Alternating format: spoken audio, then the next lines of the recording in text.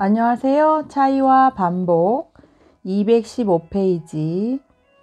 극단적 형식성은 오로지 과도한 비형식을 위해서 있다.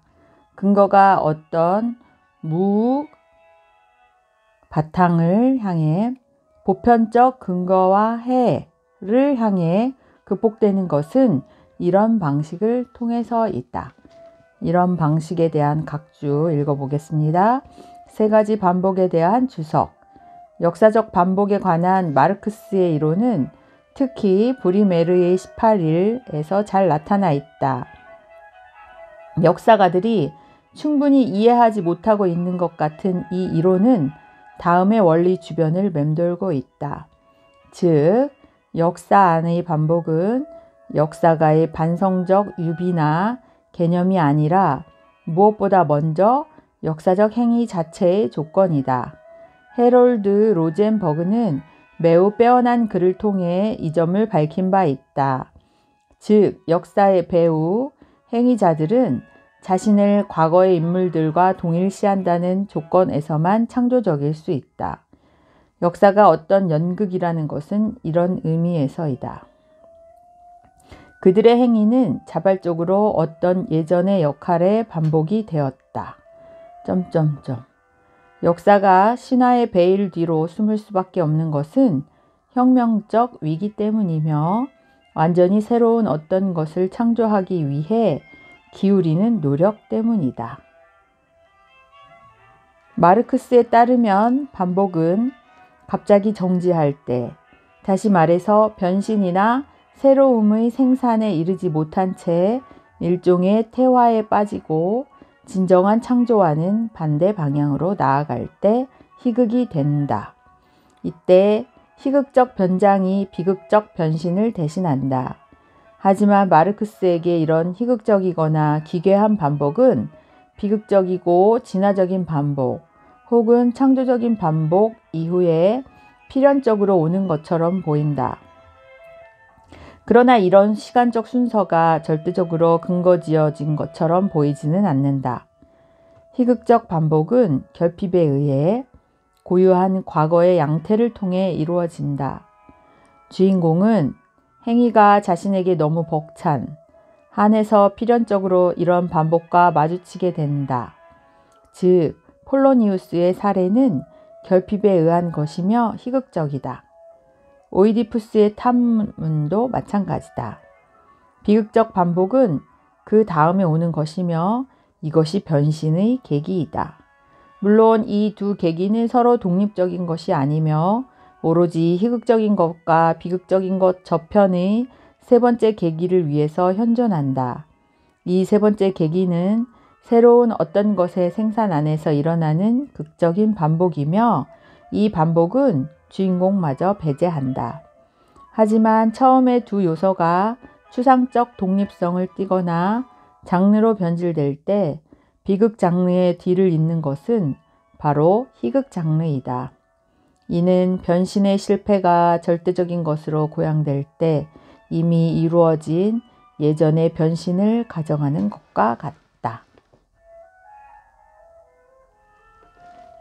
세 가지 시간으로 이루어진 반복의 구조는 오이디푸스 못지않게 햄릿에게서도 엿볼 수 있다. 휠덜린은 비교 불가능할 정도의 엄밀한 분석을 통해 오이디푸스에게서 이런 구조를 찾아낸 바 있다.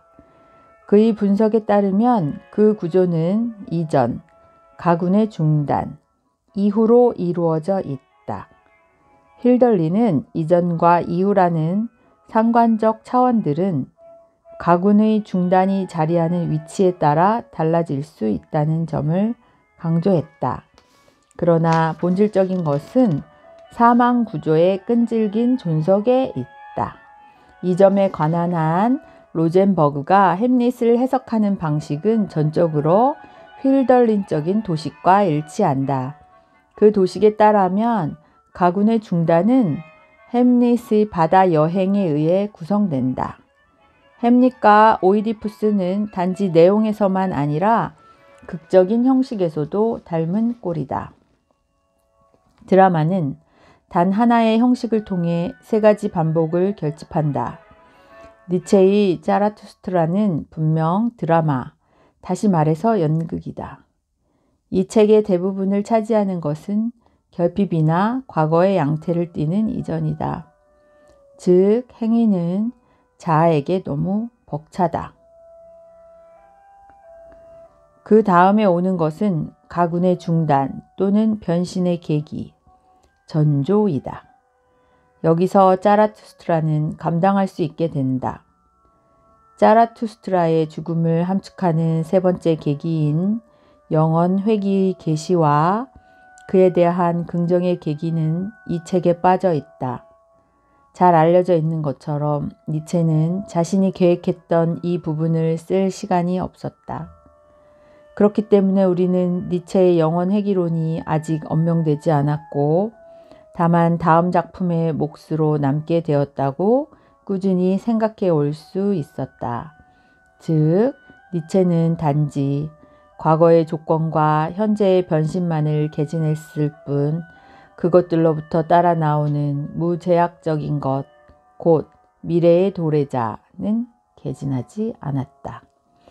세 가지 시간의 테마는 이미 대부분의 순환적 발상법 안에서 거듭 재발견된다. 가령 조아키노의 새 성서가 그렇고 비코의 새 시대, 곧 신들의 시대, 영웅들의 시대, 인간들의 시대가 그렇다. 첫 번째 시대는 필연적으로 결핍에 의한 시대이고 자기 자신 안에 닫혀 있다. 두 번째 시대는 열린 시대이고 영웅적인 변신을 보여준다. 하지만 가장 본질적인 것 혹은 가장 신비로운 것은 세 번째 시대이다. 이 시대는 앞에 두 시대에 대해 전조된 사태의 역할을 맡는 위치에 있다. 조아키노와 비코에게 다같이 많은 영향을 받은 피에르 발랑슈는 이 세 번째 시대를 평민의 시대로 규정하려고 한다. 율리시즈 혹은 아무도 아닌 자, 이름 없는 인간의 시대이며 위대한 희생자들의 흩어진 사지를 찾는 시역자, 곧 현대적 오이디푸스의 시대이다. 이런 관점에서 우리는 조금씩 서로 어긋나는 몇 가지 가능한 반복들을 구분해야 한다. 1. 먼저 순환 주기 안에 반복이 있다. 이 반복의 핵심은 앞에 두 시대가 서로를 반복하는 방식. 좀 더 정확히 말하자면 도래할 하나의 동일한 사태, 행위나 사건을 반복하는 방식에 있다. 이는 특히 구약과 신약 사이의 일치점들에 관한 표를 구성하는 조아키노의 태제이다. 하지만 이 태제는 아직 단순한 반성적 유비들을 극복할 수 없다. 2. 그 다음 순환적 반복이 있다. 여기서는 세 번째 시대의 끝에서 그리고 어떤 와해의 극단에서 모든 것이 첫 번째 시대로 돌아가 다시 시작된다고 가정된다. 따라서 두 순환 주기 사이에서 유비들이 확립된다. 3. 그러나 세 번째 시대에 적합한 반복은 없는가? 무엇이 영원 회귀의 이름에 걸맞은 유일한 반복인가? 모든 문제는 여기에 있다. 왜냐하면 앞에 두 시대가 반복했던 것은 오로지 세 번째 시대에서만 대자적으로 나타나는 어떤 사태였기 때문이다. 하지만 세 번째 시대의 이 사태는 그 자체가 즉각적으로 반복된다. 두 가지 전조의 지시는 이미 반복적이지만 전조된 것 자체는 순수한 반복이다. 정확히 세 번째 시대 안에서 영원 회귀로 파악되는 이 우월한 반복은 순환주기 내적 반복의 가설을 바로잡는 동시에 순환적 반복의 가설을 너끈히 반박할 수 있다. 먼저 처음 두 계기 안에서 반복은 사실 더 이상 반성적 유비들을 표현하는 것이 아니라 영원 회귀가 실제로 생산되기 위한 행위의 조건들을 표현한다. 다른 한편 이 처음의 두 계기는 세 번째 계기 안에서 일어나는 영원 회귀 재생산에 의해 오히려 제거되기 때문에 되돌아오지 않는다. 이런 두 가지 관점에서 볼 때 모든 순환적 발상법에 자신의 발상법을 대립시키는 니체는 전적으로 옳다.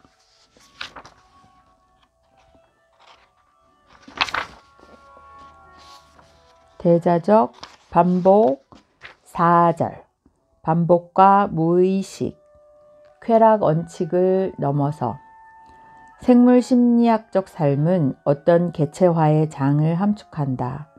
이 장 안에서 강도의 차이들은 자극이나 흥분들의 형식을 취하는 가운데 여기저기 분배된다. 이 차이의 해소 과정, 질적인 동시에 양적인 이 해소 과정은 쾌락이라 불린다. 이렇게 강도적 장에서 일어나는 차이들의 유동적 할당과 국소적 해소들이 어떤 총체를 이룬다면 이 총체가 프로이트가 이드라 불렀던 것, 적어도 이드의 첫 번째 층에 해당한다. 이런 의미에서 이드는 어떤 미지의 가공할 대명사만을 지칭하는 것이 아니다. 그것은 또한 움직이는 장소의 부사, 흥분과 해소들이 일어나는 여기와 저기를 가리킨다. 이것에 대한 각주, 들레즈는 이 번역어 자체의 한유적 함축을 살려 이드의 첫 번째 층위의 특성, 곧 아직 묶이지 않은 흥분들이 유동하고 있는 상태를 여기와 저기로 표현하고 있다.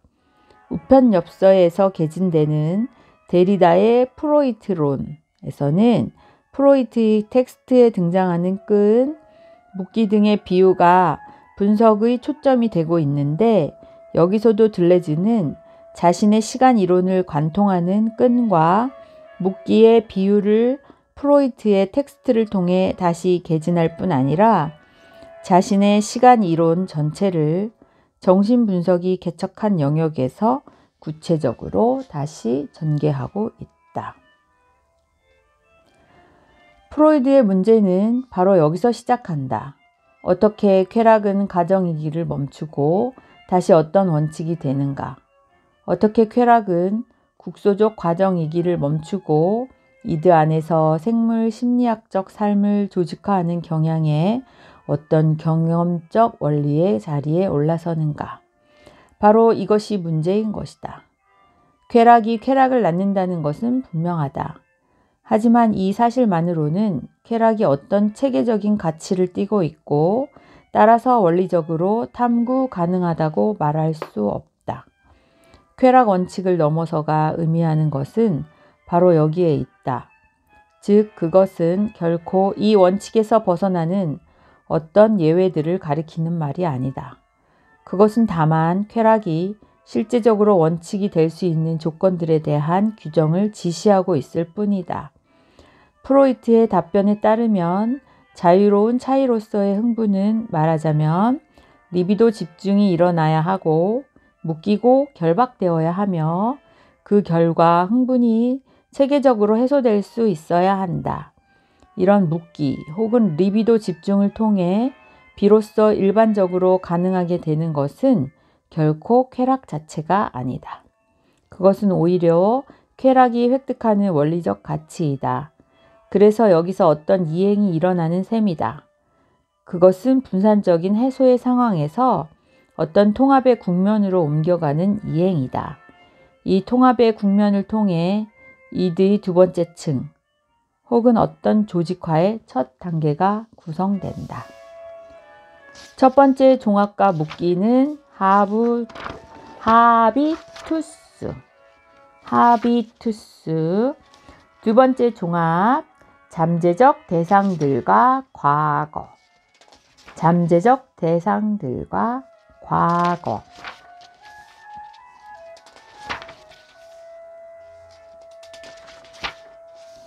에로스와 무네모시네. 에로스는 순수 과거에서 잠재적 대상들을 탈취하고 우리는 또 그 에로스에 힘입어 그 대상들을 체험한다. 잠재적이거나 부분적인 모든 대상들 가운데 라캉은 상징적 기관에 해당하는 팔루스를 발견한다. 만일 팔루스 개념에 이런 확장된 외연을 부여할 수 있다면 이는 이 개념이 앞으로 언급된 특성들을 실제로 포괄하고 있기 때문이다. 자기 자신의 고유한 부재를 증언하고 과거적인 것으로서의 자기 자신을 증언한다는 것, 자기 자신에 대해 본질적으로 자리를 바꾸고 있는 것, 오로지 잃어버린 것으로서만 발견된다는 것, 언제나 분신 안에서 동일성을 잃어버리는 단편적인 존재자로서만 발견된다는 것 등이 그런 특성들에 해당한다. 왜냐하면 팔루스는 오로지 엄마 쪽에서만 탐색되고 발견될 수 있기 때문이다. 게다가 팔루스는 장소를 바꾼다는 역설적인 속성을 지니고 있다. 즉, 거세의 주제가 보여주는 것처럼 팔루스는 페니스를 가진 사람들에 의해 소유되는 것이 아니라 오히려 그것을 갖지 않은 사람들에 의해 소유된다. 상징적인 팔루스는 성욕의 아득한 태고 못지않게 순수 과거의 에로스적 양태를 의미한다. 상징은 언제나 자리를 바꾼 단편이며 결코 현재인 적이 없었던 어떤 과거, 곧 대상, X에 대해 타당한 가치를 지닌다. 하지만 잠재적 대상들이 궁극적으로는 그 자체로 상징적인 어떤 요소를 전제한다는 이런 생각은 무엇을 말하는 것일까? 반복, 전치, 위장, 이것에 대한 차이의 설명이 있고요. 243페이지 무의식의 본성에 대한 귀결들. 무의식은 계열적이고 미분적이며 물음을 던진다.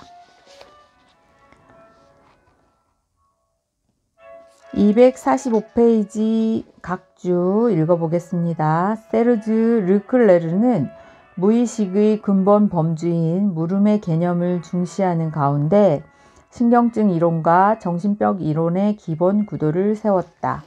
이런 방향에서 그는 히스테리 환자의 묻는 방식, 나는 남자인가 여자인가? 강박증 환자의 묻는 방식, 나는 죽은 것인가 살아있는 것인가? 를 구별한다. 또한 그는 이 물음의 심금을 중심으로 신경증과 정신병의 상대적 위치를 구별한다. 환자들이 체험하는 물음들의 형식과 내용에 관한 이 연구들은 대단히 중요한 작업으로 보이며 무의식 일반에서 부정적인 것과 갈등이 떠맞는 역할을 재검토하는 계기를 제공하고 있다.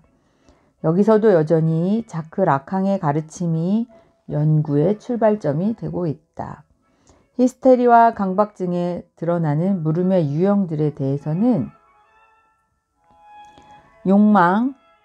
욕망과 욕구의 차이, 욕망과 요구의 관계, 그리고 욕망과 물음의 관계 등에 대해서도 있다. 융의 이론이 지니는 가장 중요한 논점들 중에 하나도 이미 여기에 내포되어 있었던 것은 아닐까? 융은 무의식 안에 있는 묻기의 힘을 지적하고 무의식을 문제와 과제들의 무의식으로서 개념화한다. 이로부터 어떤 분화 과정이 그것의 결과인 대립들보다 훨씬 심층적인 사태라는 사실의 발견이 이어진다. 프로이트는 물론 이런 관점을 강력하게 비판한다. 가령 늑대 인간의 5절에서 프로이트는 어린아이는 묻는 것이 아니라 욕망하고 과제들에 부딪히는 것이 아니라 대립이 지배하는 심적 동요들에 직면한다고 주장한다. 또한 그는 도라의 히스테리 분석의 2절에서 꿈의 핵심이 상응하는 갈등에 개입된 욕망일 수밖에 없음을 보여준다. 그럼에도 불구하고 융과 프로이트 사이의 토론은 엇갈리고 있는 것이 아닌가 한다. 왜냐하면 문제는 무의식이 욕망하기 이외의 다른 일을 할 수 있는지의 여부에 있기 때문이다. 사실 욕망이 단지 대립의 힘에 그치는 것인지 아니면 전적으로 물음의 역량에 근거를 두고 있는 힘인지를 묻는 것이 차라리 옳지 않을까. 프로이드가 끌어들이는 도라의 꿈조차 오로지 히스테리의 형식의 물음을 전개하는 어떤 문제의 관점에서만 해석될 수 있는 것이다. 251페이지 세 번째 종합 혹은 세 번째에 넘어서 나르키소스적 자아, 죽음 본능, 시간의 텅 빈 형식. 잠재적 대상의 본질적 특성은 잃어버린 대상이라는 데 있다. 현실적 대상의 본질적 특성은 변장한 대상이라는 데 있다. 이 두 가지 대상은 나르시시즘을 끌고 가는 강력한 동기들이다. 그러나 리비도가 자아로 회귀하거나 역류할 때, 그래서 수동적 자아가 전적으로 나르시시즘의 상태에 빠질 때, 자아는 두 노선 사이의 차이를 내면화하고 있으며 또 자기 자신을 한 노선 안에서는 영원히 전치된 것으로, 다른 한 노선 안에서는 영원히 위장된 것으로 경험한다. 나르키소스적 자아는 자신을 구성하는 어떤 상처와 분리될 수 없을 뿐더러 위장과 전치들로부터도 분리될 수 없다. 이 전치와 위장들은 한쪽 끝에서 다른 쪽 끝까지 서로 직물처럼 얽히는 가운데 자아의 양태 변화를 초래한다. 자아는 다른 가면들을 가리는 가면이고 다른 가장복들 밑의 가장복이다. 이런 자아는 자신의 고유한 광대들과 구분되지 않고 초록 다리와 붉은 다리를 절면서 걷는다. 하지만 두 번째 종합의 선행 단계와 대비되는 이 수준에서 어떤 재조직화가 산출되는데 이 재조직화의 중요성은 아무리 강조해도 지나치지 않는다. 253페이지 죽음 본능, 대립, 물질적 반복. 죽음 본능과 영원 회귀 안의 반복. 264페이지 5절 유사성과 차이. 스스로 나뉘는 차이에 대한 각주 읽어보겠습니다. 들레즈가 말하는 즉자적 차이, 강도적 차이, 개체화하는 차이 등의 중요한 일면을 드러내는 표현. 스스로 나뉘는 차이. 마지막에 나오는 독일어 단어는 하이데거의 용어이다. 하이데거의 존재론적 차이나 데리다의 차이과 마찬가지로 들레즈에게서도 차이는 분절화하고 희집하는 기능, 새로운 것을 종합하고 선사하는 기능을 지니며 이런 기능은 선별과 배제의 기능, 새로운 위계화의 기능과 구별되지 않는다. 들레즈가 말하는 본래적 규정은 차이의 이런 이중의 기능과 분리해서 생각할 수 없다. 여기서 특히 중요한 것은 분화소로 정확히 차이소들을 서로 엮고 그 사이에 공명을 가져오는 것에 해당하며 차이 짓는 차이소라 불리기도 한다. 체계란 무엇인가 라는 표제 아래에 펼쳐지는 이 부분의 논의는 이 분화소를 중심에 두고 있으며 위의 정신분석 관련 논의에 등장하던 잠재적 대상, 아래의 체계 관련 논의에 등장할 어두운 전조, 콩브레, 플라톤 관련 논의에서 등장할 허상 등이 모두 이 분화소에 해당한다. 어두운 전조, 콩브레, 허상, 이 분화소에 해당한다. 분화소에 의한 공명과 종합은 때로는 순수 긍정으로, 때로는 강도적 종합 등으로 불리고 이런 분화소에 분화하고 종합하는 모험이 극화이다. 잠재적 이념은 이 극화를 통해 현실화되면서 개체를 낳는다. 들레즈가 말하는 탁월한 의미의 기호나 상징은 이런 분화소에 해당하고 이런 탁월한 의미의 기호는 전조나 조짐 등으로 번역할 수 있다. 266페이지 체계란 무엇인가도 있어요.